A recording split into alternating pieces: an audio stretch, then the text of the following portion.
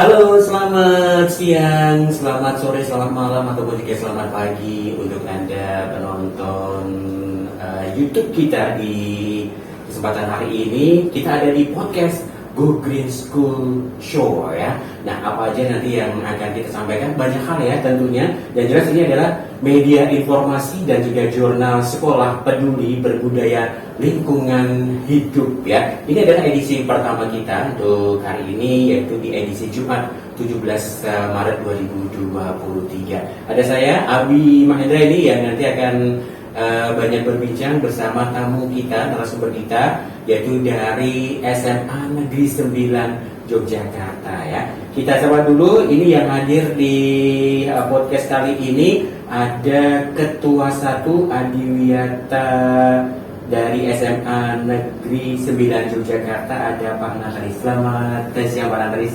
Selamat siang. Apa kabarnya? Luar biasa. Luar biasa ya.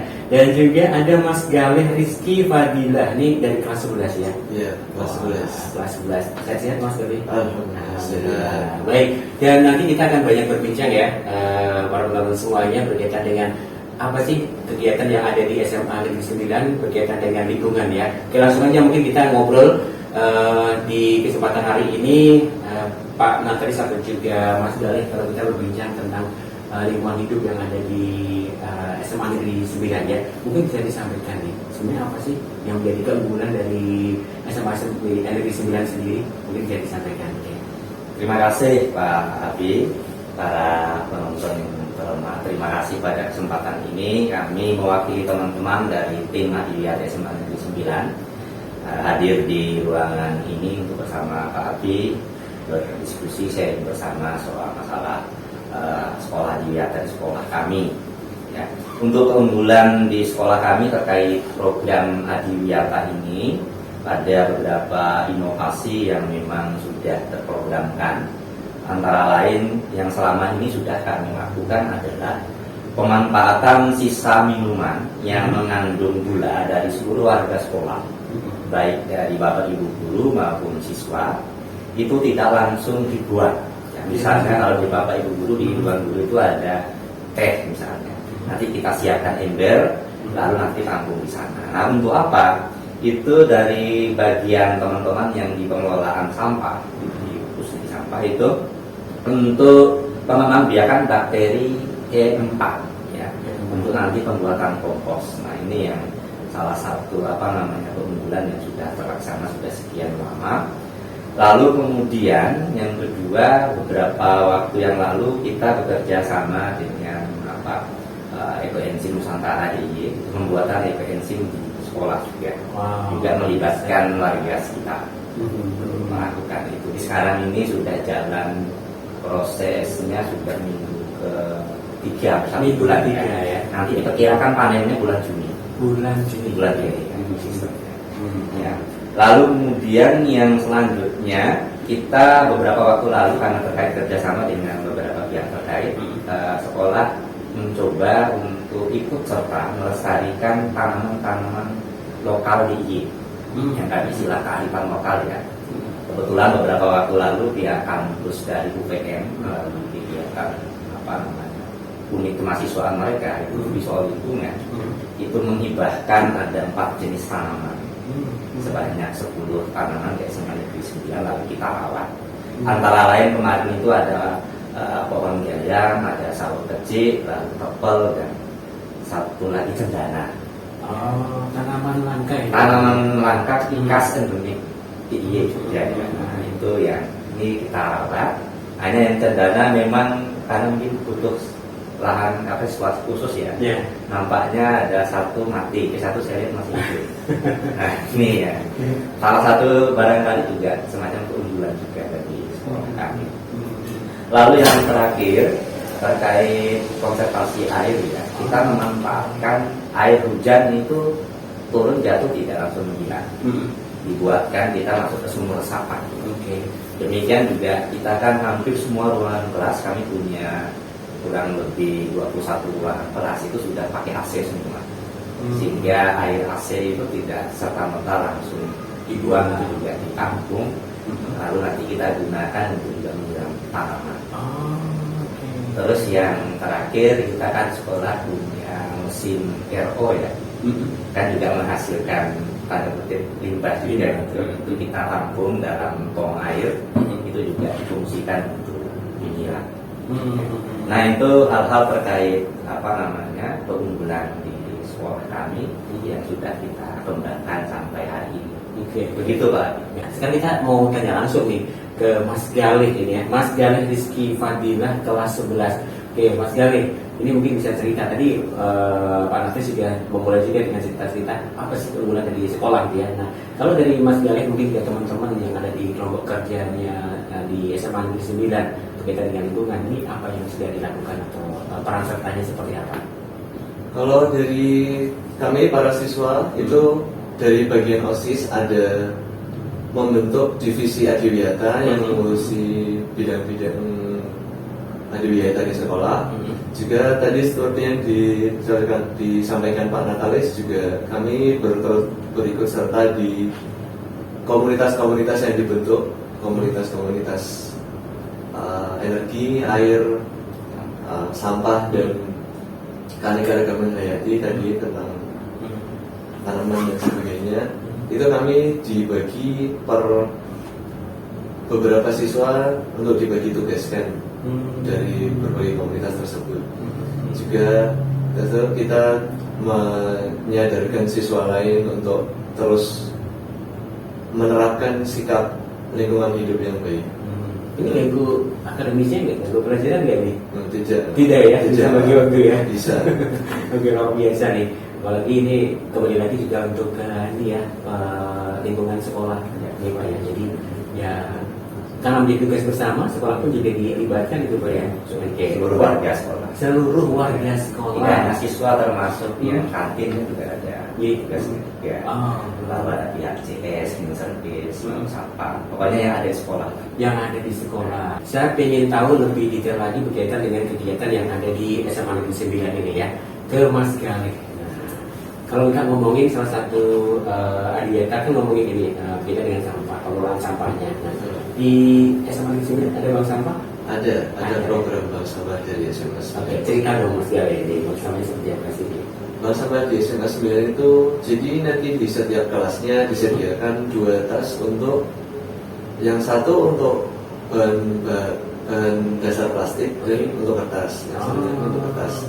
Jadi dari kelas sudah dipilah oleh para siswa, nanti dikumpulkan, terus lalu nanti disetor pada seminggu sekali, biasanya pada hari Jumat siang, akan disetorkan ke pihak bank sampah sekolah yang terletak nanti ada di dekat pintu masuk, gerbang masuk di SMA 9 dari bagian selatan Di sebelah sebelahan dengan greenhouse. Oh iya oke. Jadi gini ya, kalau mungkin penonton semuanya pengen tahu lebih detail ya, seperti apa sih SMA Negeri 9 dan juga tadi saya sedikit di spill itu berkaitan dengan greenhouse. Ada greenhouse juga di sana dan mungkin bisa jadi ada tempat untuk penyetoran bank sampahnya atau sampah-sampah dari SMA Negeri 9 ya. Bisa datang ke sana kok ya. Nanti mau hubungi aja Pak Natalis kalau mau berkunjung ya. Oke, kalau mau ada studi atau mau Sharing, nah boleh nanti ya. Oke.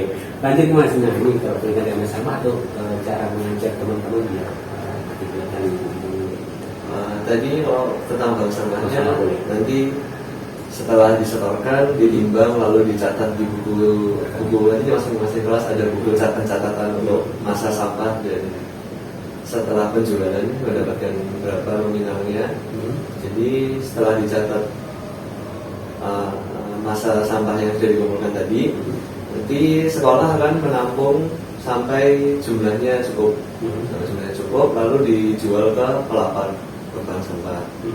Nah, setelah mendapat uang dari hasil jualan bank sampah tadi, uangnya akan dibagikan sesuai dengan kelas yang masing-masing menyetorkan, nanti dijadikan ke kas kelas masing-masing. Kas kelas Ya. Oke. Kalau Pak Nasri sendiri menerapkan pendidikan lingkungan ataupun juga paling tidak sampah dulu ya di ke rumah atau ke warga sekitar seperti apa? Ya, kalau di rumah memang saya menyiapkan ada dua saja kotak sampah, satu yang untuk apalagi sekarang ini menjadi kebijakan pemerintah kota untuk membuang di depo itu kan hanya organik, sehingga nanti organik sendiri yang anorganik sendiri. Nah, hanya memang ketika dibuang ke depo itu sekarang masih boleh. Hanya kan kita biasanya ada tugas suruh mencatat yang dibuang sudah dipilah atau belum. Nah, dari situ kan nanti kita mengantisipasi kalau sudah pada saatnya kebijakan itu sungguh-sungguh sudah dijalankan, yang ke depo hanya yang organik. Nah, harapannya kita sudah siap untuk yang cara makan di rumah. Oke, Terima kasih. Oke, menarik sekali nih ya, teman-teman semuanya, berkaitan dengan kegiatan lingkungan ini. Nah, Pak Natalis dan juga Mas Galih, nah ini asik sekali ini perbincangan kita di pagi hari ini.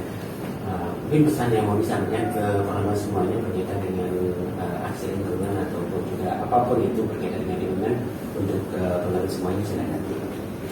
Oke, Mas Galih dulu boleh saya dulu. Natalis dulu. Terima kasih Pak Abi. Jadi untuk pesan kepada seluruh penonton terkait yang menyaksikan kegiatan kita pada kesempatan ini, yang pertama tentu kita sudah pernah mendengar bahwa sampah adalah tanggung jawabku. Melihat tulisan itu saya kira sudah biasa, tapi bagaimana mewujudkan kata-kata itu tentu tidak mudah. Maka saya mengajak pada kesempatan ini melalui perbincangan tadi, mari kita selalu peduli dengan lingkungan tanpa disuruh maupun tanpa diminta. Ya. Sehingga harapannya kata-kata yang selalu ada tulisan sampah dan tanggung jawab itu menjadi sungguh-sungguh dapat dilaksanakan. Lalu yang kedua, tentu jangan berhenti hanya pada misalnya ketika kita menjadi pengurus atau apa, tetapi kita sudah di luar kegiatan itu juga masih tetap melakukan. Mungkin secara singkat itu dulu. Terima kasih Mas Jan. Mungkin ya kurang lebih hampir sama dengan Pak Natalis. Jadi tentang sampahku tanggung jawabku itu adalah sebuah kewajiban bagi kita semua untuk bertanggung jawab atas apa yang sudah kita lakukan, yang sudah kita hasilkan. Jadi bertanggung jawab atas sampah kita dengan membuangnya di tempat yang semestinya, mendaur ulangnya atau mengolahnya dengan segala macam, itu suatu keharusan. Yang lain juga mungkin kita bisa lebih concern, lebih peka terhadap lingkungan sekitar kita. Mungkin dari sisi bukan cuma sampah, mungkin bisa juga dari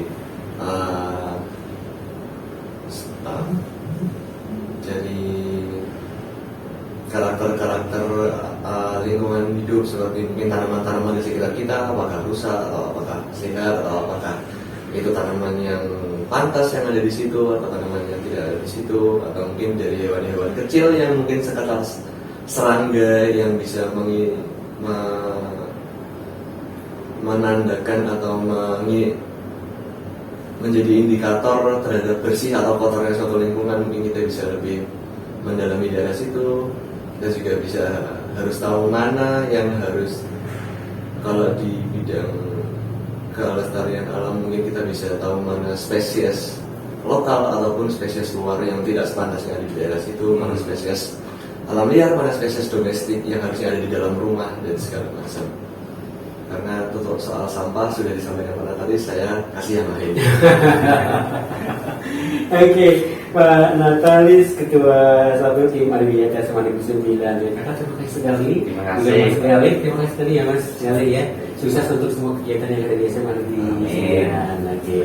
Baik, itu tadi ya, penonton semuanya, kita di Go Green School Show, media informasi dan jurnal sekolah peduli berbudaya lingkungan hidup. Kita nanti ketemu lagi di lain kesempatan, tentunya dengan sekolah-sekolah lainnya. Tunggu aja ya. Terus subscribe di channel kami.